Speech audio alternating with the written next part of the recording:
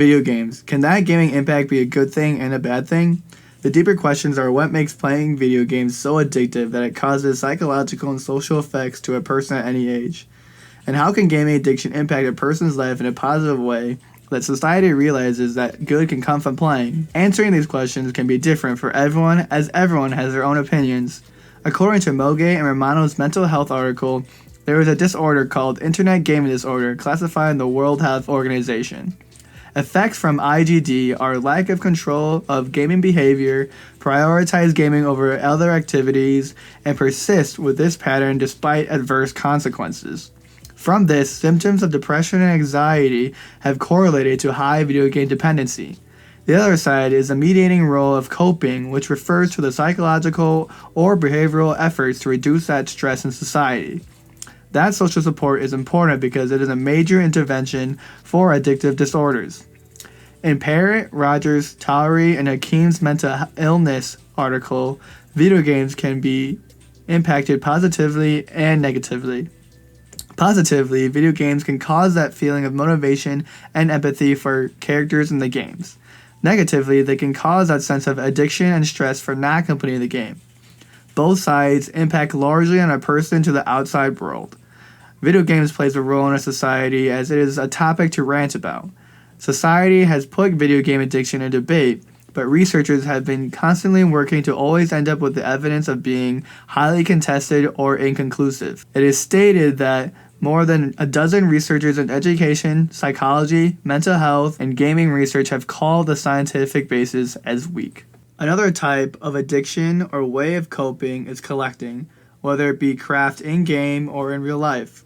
The craft definition is something tangible, something creative, something handmade, something of quality, and something with a sort of soul that tells the story of the maker, the culture, and the natural material environment.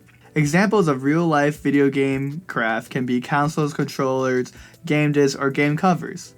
In-game craft could be a person's passion for that game, as a person cannot make a video game tangible. The things that are crafted for video games give that meaning and purpose. When a game gets popular, it can travel globally, just like a craft does in local to global flow. The game's character and stories are what society falls in love with, which shows the impact it can have on humans. It may be called an addiction, or it can be called a passion. In past years, playing video games can be seen as an addiction, making it bad and unhealthy for people.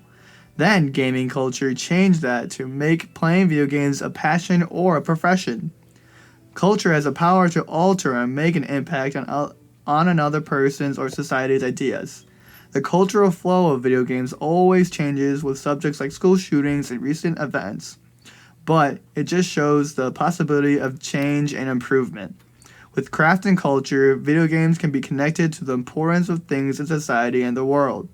Ryan Bassford and Jerry Cortez will give their opinions on the topic. I'm Ryan Bassford from Northville, Michigan. I'm a fifth year at Michigan State. I probably started playing video games in like 8th grade and have played since. To you, do you think video games can be a good thing or a bad thing? I think it can be both. In moderation, I think it's really good. Helps you meet new people. You know, it's kind of like a social life if you're talking to people. But if you spend too much time and you let it get into other stuff, then it's just bad and inhibits your life.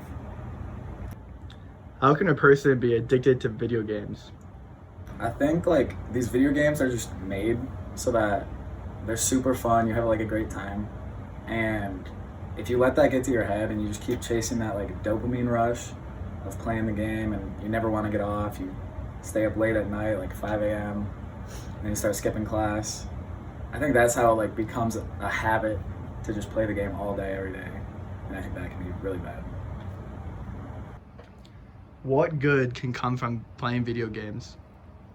At the end of the day, like video games, it's kind of just like a social circle. Like you get with your friends, you talk to them, you know, the entire time, and you're kind of just hanging out. Like, and I guess you don't have that like real life interaction, but if these are your real friends, it like doesn't really matter. You can go online, just talk to friends, and I think it's just a good way to like have a good time. How can you take gaming in a professional level?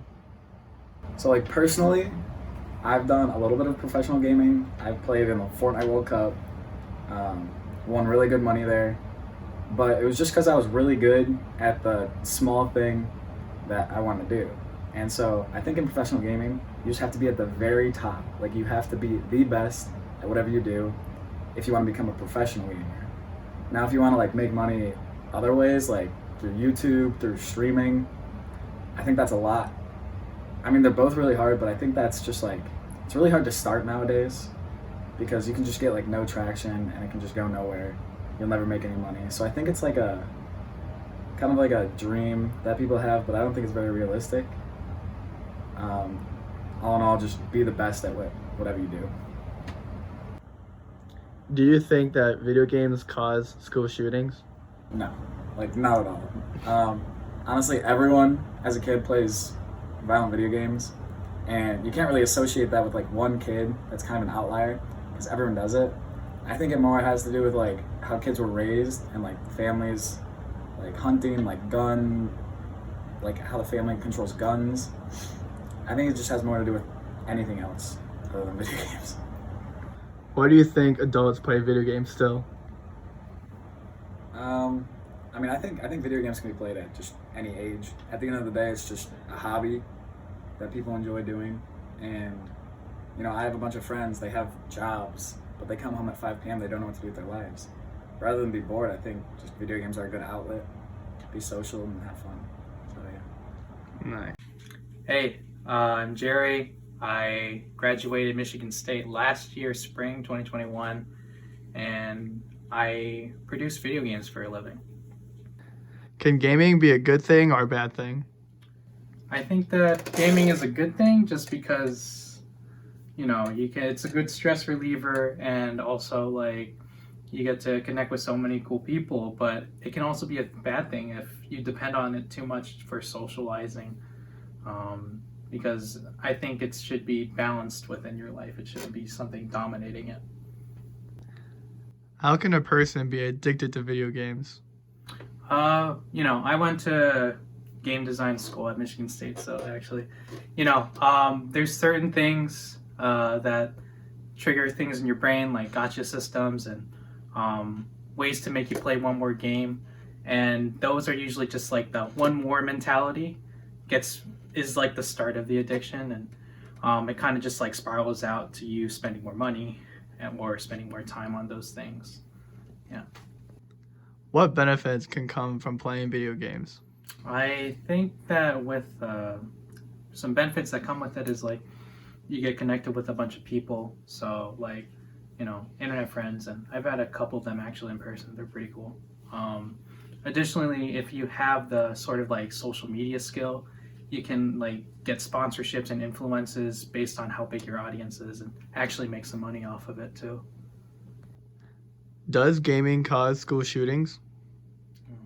No, I don't think gaming causes school shootings. I think that gaming really can support bad mental health, and that bad mental health is kind of like, at least in my opinion, the origin of why school shootings happen. It isn't necessarily directly because of video games, but bad mental health that kind of does that.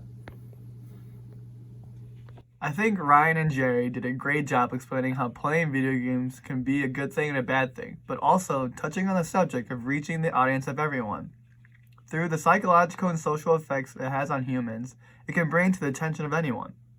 As Ryan and Jerry have both mentioned, this generation can connect through video games, but it can also lead to an addiction where a person can be stuck in that world. These connections, though, can be global, where the flow of video game culture and craft can travel from anywhere to anywhere. Again, there are upsides and downsides to this topic, but the importance is the awareness of the psychological impact of gaming addiction and passion to today's society.